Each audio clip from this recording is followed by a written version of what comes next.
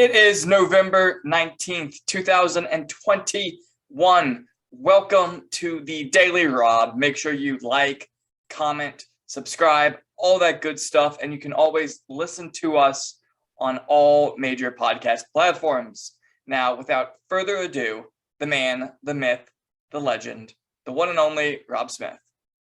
Hello, Stu. I'm here at the National Tri-Delt Convention. I've met some really nice gals from Carolina, University of Alabama, Ole Miss. You look back there, there's Tammy and Trixie and I forget her name. There's Mary Lou. They're just delightful ladies, Stu.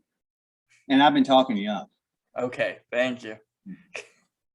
So have you been telling them all about today's important news stories? Well, look how quiet they all are behind me, Stu. They're waiting in anticipation for this program.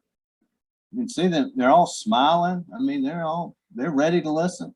They are all ears. In today's news, ladies and Stu, just like to make a quick comment about the MSNBC guy, Morrison, who was chasing the jury bus, filming the jurors.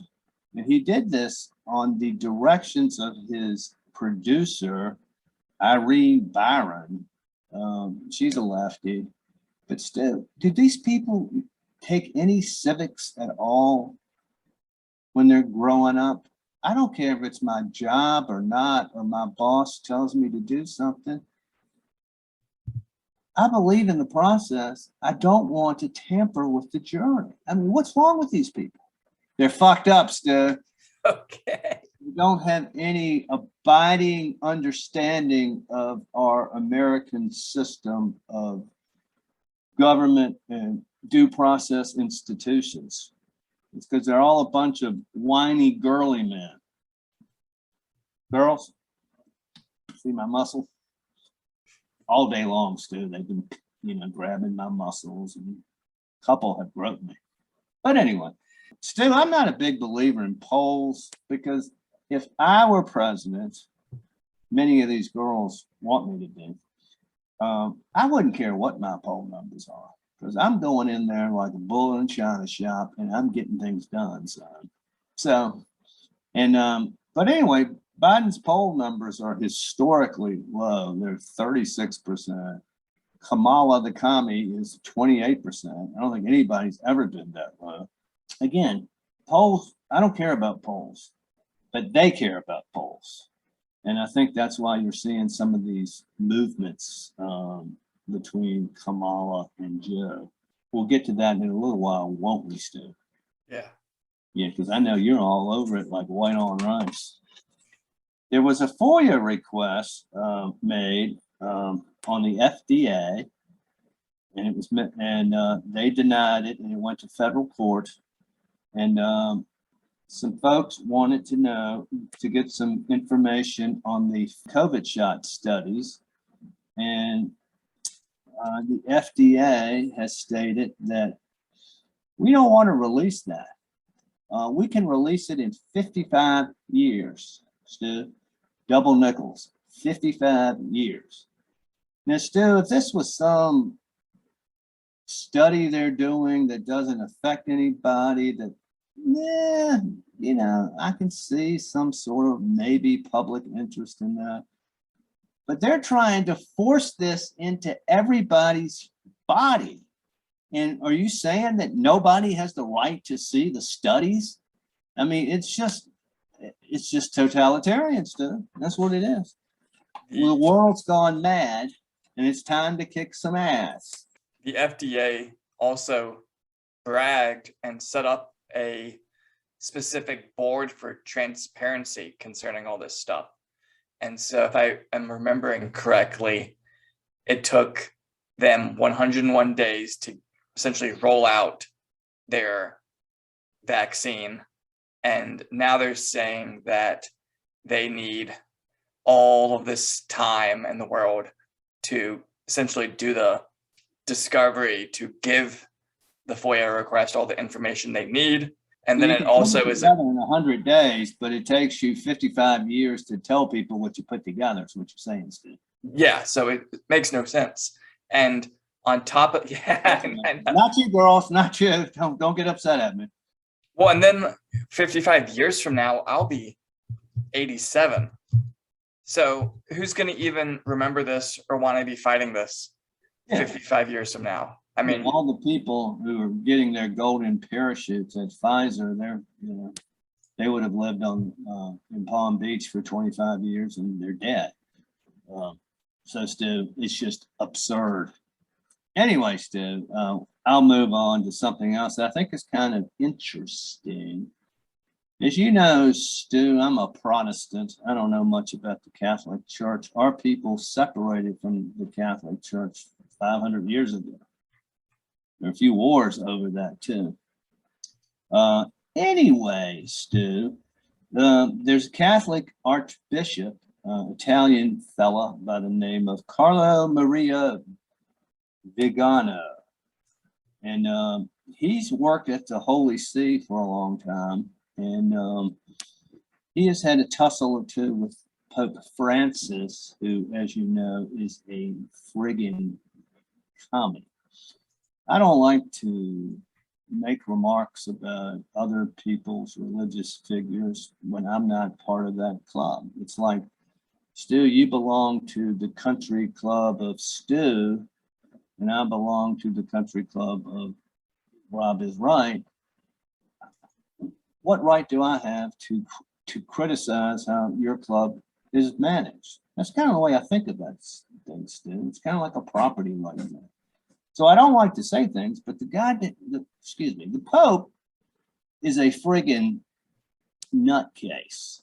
And I think a lot of people in the Catholic Church go, oh my God, how did we elect this guy?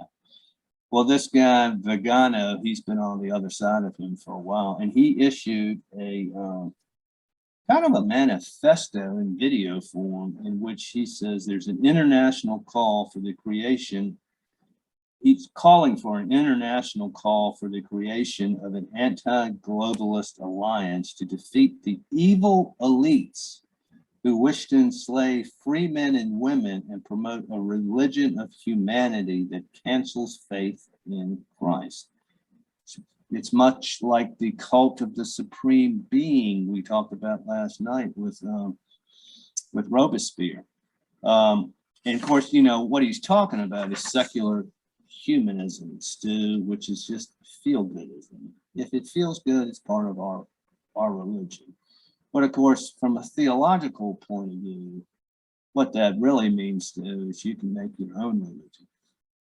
And you don't have to be obedient to any religion or any supreme authority. It's leftist gobbledygook. But here's what a portion of what his manifesto said. And I think it's interesting that there's going to be this schism, or maybe there is in the Catholic Church. The anti-globalist alliance will have to bring together the nations that intend to escape the infernal yoke of tyranny and affirm their own sovereignty, forming agreements of mutual collaboration with nations and peoples who share their principles and the common yearning for freedom, justice, and goodness. It will have to denounce the crimes of the elite, identify those responsible, denounce them to international tribunals, and limit their excessive power and harmful influence. It will have to prevent the action of the lobbies, above all by fighting against the corruption of state officials and those who work in the information industry, and by freezing the capital used to stabilize the social order. Well, Stu, I think this boy is on our side, and we'll just have to see where this goes. I don't know what, I think he's got a pretty big voice in the Catholic Church. Finally, Stu, this is a story that you broke ahead of all the other news networks in the world, Stu. The Kamala Harris, Joe Biden schism and what's going on. I don't have anything really to opine on this, but in the furtherance of something's probably up is her communications director suddenly quit today. Her name was Ashley Etienne. That's all I know, but I think it's interesting, Stu. That's all I gotta say. Yeah. Kamala was on George Stephanopoulos' show today trying to say that everything was A-okay. Did she But- cackle? So you don't mean it. In her own way. I mean, I think they just have to roll out that that they're proud of what they've done and that everything is fine. Don't look at this. So we'll see how it goes. All right, Stu, let's hear what you have to say. I know these girls have been waiting in anxious anticipation for a little Stuisms. Wait, before I forget, a number of them have asked for a lock of your hair. Okay. Plenty of it, so if you could just snip a few and send them down, that'd be fine. I'll probably be here a while through Thanksgiving. So, Privet comrades, here to speak about Omarova. So, she was asked today whether essentially she preferred to be called comrade or professor, and this got all of the lefty media world in a tizzy that this was McCarthyism come back, and She's an avowed communist. How's it McCarthyism? In 2019, you joined a Facebook group, a Marxist Facebook group, to discuss socialist and anti-capitalist views. Now, that's what I see from your record. And you have the right to believe every one of these things. You do. This is America. But I don't mean any disrespect. I don't know whether to call you professor or comrade. she's going through her little process to get her new cushy job, and there's obviously some pushback. Now, the Daily Mail had an article all about this, pretty factual, but you can see how the Daily Mail is carrying water for her. They included some photos of her being quirky and as she dances tango, and then they showed a picture of her hometown, the karaoke bar in her hometown, and it looked dilapidated, but it's a picture from today, not back in the day when she was actually there. Well, what they're saying basically is that if she's a fun chick who can go to a karaoke bar, it doesn't matter if she's a communist and wants to destroy the world. Yeah, they're trying to sell her as just quirky and fun, and that if she gets this, she'll be the first immigrant and the first woman and a woman of color. And so all the little key points, and it doesn't matter that she believes some pretty radical things. And so she was asked, are you a capitalist? And she said, yes, I am a capitalist. I believe in the free market. But then, you know, she's quoted as saying, say what you will about the USSR, there was no gender pay gap. The market doesn't always know best. So No gender gap because everybody who's poor is dirt. yeah, and we know the gender pay gap is essentially a myth, so I'm not even going to get into that. But it's just kind of gross to me. And she has this thesis, and she said, well, I was living under this oppressive regime, and so that's why my thesis was essentially about Marxism. And I was kind of thinking to myself, well, if that's actually the case, wouldn't you imagine once you were free and got to the West, you would contact some academic place and say, hey, this is what I have. Can I write the thesis I wanted to write under a non-oppressive regime and really get to earn what I have as my credentials? So essentially what she's saying is, well, I've kept my propaganda thesis all these years. I never went back and changed it. And that's not my fault. Yeah, still, it walks like a duck and talks like a duck. It's a commie duck, okay? Okay. The evidence is right there in front of our eyes, and you know, all the smoothing over is not going to work. And plus, she's a liar still. You know why she's a liar still? Why? Because she's a commie. In other words, Stu, you believe in an ideology where you can take everything away from folks. That's theft. So if you are committed to theft, which is a crime against humanity, then you are also committed to lying, which is a lesser crime. So why believe anything she says? Chairman, I do want to note that not a single Republican on this committee has mentioned anything other than your position related to your nomination. I keep hearing my friends on the other side refer to personal attacks. One thing I can say and be very proud of on this committee from these Republicans, not a single person has talked about anything other than your stated positions as it relates to this nomination. So any suggestions otherwise is simply hogwash. I want to be fair, and I will be fair. I won't be hyperbolic, but I will be frank and honest. I cannot think of a nominee more poorly suited to be the comptroller of the currency based solely on your public positions, statements, and the weight of your writings than you are. Yes! Yes! Yes! Let me just quote you versus anybody else. On the Green New Deal champion, you proposed taking economic and climate policy making from Congress and creating an unaccountable bureaucracy called the National Investment Authority.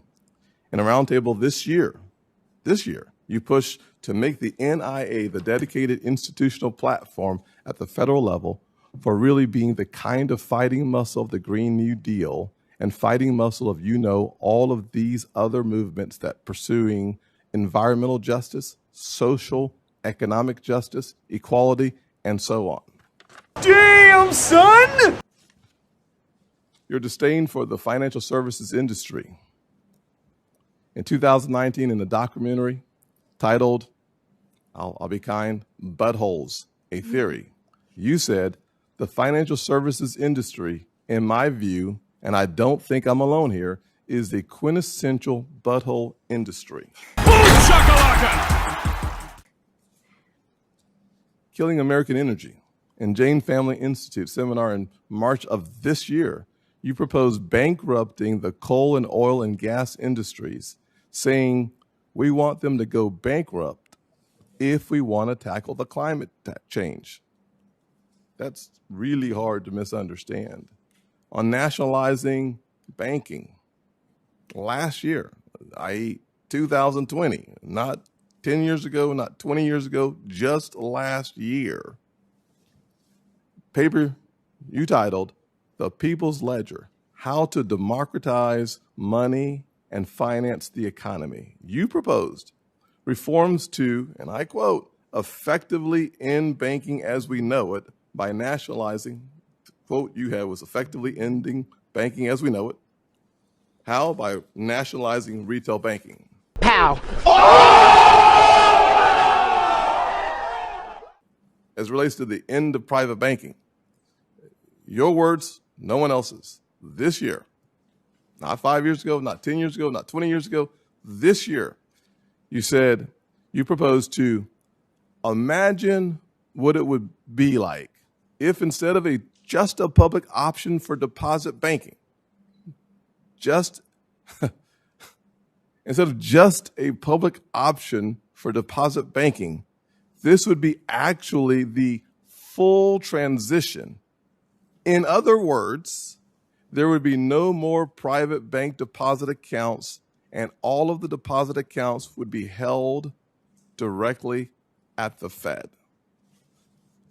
I want to say that one more time because this is what really, among all the other comments, it's quite disturbing. This is not a position that you took years ago. This is something that you spoke to this year.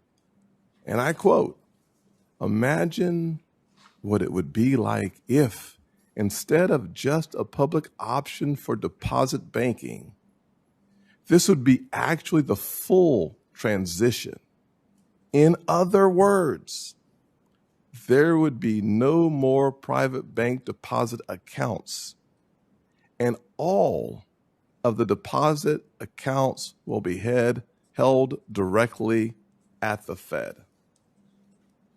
I don't have any questions for you because there's nothing you can say today to undo what you've said for years, including this year. Get him a body bag! She also does not like Bitcoin and believes it's used for crimes exclusively. Yeah, that's just because she wants to control it, Stu. Exactly. Speaking of controlling Bitcoin, the IRS, they seized $3.5 billion worth of Bitcoin fiscal year 2021, and that makes up 93% of all assets seized by the IRS. Now, if this Build Back Better infrastructure deal gets through the House, they're going to give $80 billion to the IRS so they can hire 300 more agents to make sure everyone's being a good little boy and good little girl. So that's always fun. It's to harass the people they don't like. Exactly. Oh, I know. I mean, Yeah. and so that's all I'm pretty much looking at. Ooh, Stu, I just got groped again. Okay, with all of the disorder we see in Kenosha, okay, it made me think back to some of the great Anglo-American thinkers and philosophers. And I go immediately to John Locke, 1632 to 1704. All the founding fathers read Locke. Locke wrote of social compact, and he wrote of natural rights. And he wrote of the three most the three biggest, so to speak, most important natural rights. Stu, you know what those are? Imagine property rights is going to be there. I imagine enumerated rights is going to be there. And then natural rights. Well, Stu, you got the one that most people won't get, but life, liberty, and property. Okay. And what we see in Kenosha is destruction and deprivation of life, liberty, and property. So he affected the founding fathers, and the most important duty of government is to keep the peace. It's what John Locke was talking about. It's what the founding fathers recognized. And I'll just two quotes. Mr. Jefferson, the sage of Monticello, said, "The first duty of government is the protection of life, not its destruction. Abandon that and you have abandoned all." He's talking about order. The social compact, we want order, we want peace. And Ronald Reagan, he said, government exists to protect us from each other. And when that fails, Stu, we have chaos. That's what we want to prevent. The Yeah. rule of law. Maybe one of these girls you'd like to meet a little more, or I can kind of arrange a rendezvous. They generally will do whatever I say. One of them actually looks like an ex of mine. It's kind of bugging me out, to be honest with you. So All right, well, I might have to, we don't want that because we know what crazy women will do. So they'll burn a rabbit on your stove. Have you ever had that happen? I've not had that happen. You're young, it'll happen, Stu, believe me. Okay. One day. Hey, you! Get off of my property! Now!